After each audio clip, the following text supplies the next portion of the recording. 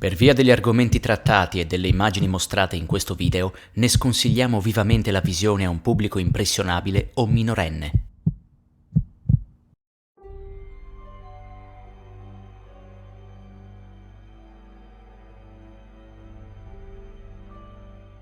Il ciclista Larry Vega non avrebbe mai immaginato, neanche nei suoi peggiori incubi, che quell'assolato mattino del 26 maggio 2012 sarebbe stato testimone di una scena degna dell'inferno di Dante Alighieri.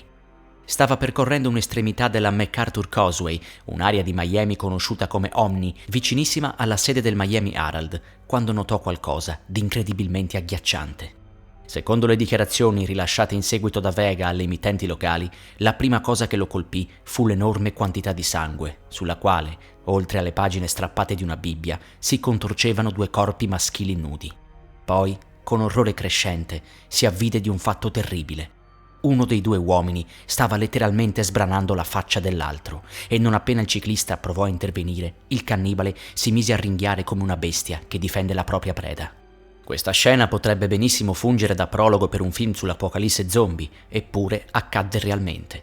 Tutto è stato filmato dalle telecamere di sicurezza del Miami Herald che puntano proprio su quella porzione di strada. Il video è quanto di più spaventoso si possa immaginare, qualcosa che sul serio pare estrapolato da un'opera di finzione. Per meglio capire questa vicenda e i limiti della follia, bisogna ricostruire passo passo la giornata di Rudy Eugene, il 31enne di origini haitiane che divenne noto da quel momento in avanti come il cannibale di Miami. Alle prime ore del mattino, Eugene salì a bordo della sua Chevrolet Caprice e guidò da Broadway verso South Beach. Lì la sua auto ebbe un guasto. Ripreso dalle videocamere di sorveglianza di un'azienda presso Tenth e Alton Road, l'uomo iniziò a manifestare uno strano atteggiamento. Restò presso l'auto, entrando e uscendo dal veicolo in continuazione, per non meno di 40 minuti. Malgrado il comportamento facesse pensare che stesse aspettando qualcuno, nessuno di quella zona era amico di Eugene e nessuno aveva appuntamento con lui. Dopo il crimine, la polizia troverà dentro la Chevrolet un Corano e 5 bottiglie d'acqua svuotate. Dopodiché, Eugene imboccò a piedi la MacArthur Causeway per circa 4 chilometri. Mentre lo faceva, iniziò a seminare dietro di sé tutti i suoi indumenti. All'1:55 del pomeriggio, sotto al cavalcavia del Metromover, Eugene si imbatté in un vagabondo 65enne di nome Ronald Poppo. L'anziano non era un volto nuovo, poiché i due si erano già incontrati quando Eugene lavorava per la comunità dei senza tetto della città.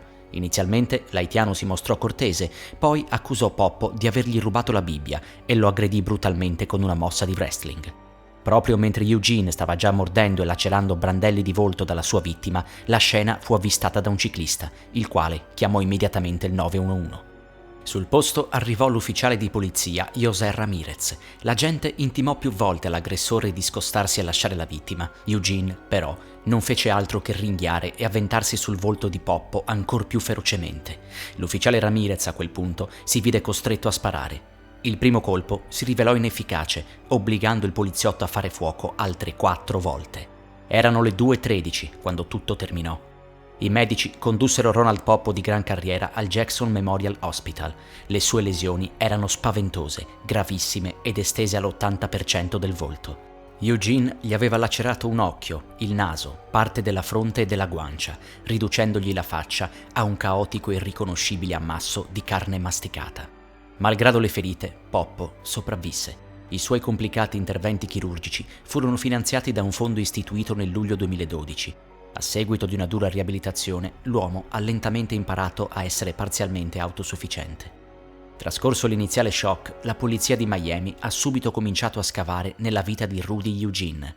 Il 31enne venne descritto da amici e parenti come un ragazzo solare, religioso e amichevole, con una vita del tutto normale, non priva di alti e bassi, ma senza alcuna ombra che potesse giustificare o spiegare un simile raptus di pazzia omicida. La sua fedina penale, al contrario, racconta una storia un po' diversa. Dall'età di 16 anni, Eugene venne arrestato non meno di 8 volte e aveva divorziato dalla moglie nel 2008 a seguito di un'accusa di violenza domestica. I patologi che svolsero l'autopsia sul cadavere del cannibale rimasero perplessi. Gli esami tossicologici non portarono in evidenza alcuna droga, sebbene si fosse inizialmente sospettata l'assunzione di ecstasy, coadiuvata dal ritrovamento nell'auto di Eugene di 5 bottiglie d'acqua. Solitamente chi fa uso di tale sostanza subisce un aumento della sensazione della sete. Il contenuto gastrico, una volta indagato, rivelò l'assenza di carne umana. ma portò alla luce alcune pillole. Tuttavia, la loro natura non fu mai stabilita con esattezza. Barry Logan, tossicologo di fama nazionale, teorizzò che il comportamento dell'uomo fosse coerente con i sintomi provocati da una miscela di varie sostanze psicoattive, denominate volgarmente sali da bagno, benché non siano per nulla accostabili con prodotti per l'igiene. Non di meno, la sola droga rilevata dagli esami di laboratorio fu la marijuana. Del resto, questi risultati in apparenza tanto vaghi non devono stupire. Il mercato della droga sintetizza ogni giorno nuovi prodotti responsabili degli effetti più vari e inattesi, e tale produzione avviene in modo talmente rapido da non consentire agli esperti forensi di stare al passo. Talvolta le tecnologie per l'identificazione di una sostanza sono costose, laboriose e non consentono comunque l'identificazione di tutti i composti chimici in circolazione. Jovanka Bryant, la fidanzata di Eugene, escluse l'uso di droghe al di fuori della cannabis, ma affermò che Eugene da qualche tempo si dedicava alla lettura della Bibbia e del Corano, oltre che a seguire un programma TV a sfondo religioso. La mattina del fatidico giorno, Eugene si alzò dal letto verso le 5, dichiarando che doveva incontrarsi con un amico e salutandola dicendole «Ti amo». Un'ora più tardi le telefonò per dirle che l'auto si era guastata e che sarebbe rincasato con del ritardo. Fu l'ultima volta che lei udì la sua voce. Sempre secondo Jovanka, l'improvviso e motivato parossismo di violenze di Eugene, così come il suo avvicinamento alla religione, sarebbe da imputare a una maledizione voodoo che qualcuno gli avrebbe lanciato. Per quanto inverosimile, è noto che il voodoo haitiano contenga figure che, almeno in parte, ricalcano il comportamento tenuto da Eugene, ovvero gli zombie, persone asservite alla volontà di un sacerdote per mezzo di una pozione che le induce a ottemperare senza ribellarsi ai comandi del padrone. Naturalmente questa ipotesi non è stata minimamente presa in considerazione dagli inquirenti, ma se non altro mette in chiara evidenza che per amici e parenti il gesto di Eugene non era assolutamente contemplato nel ventaglio delle possibilità, un atto così mostruoso e discostante da quello che secondo loro era il suo carattere, da vedere in esso un'attività sovrannaturale.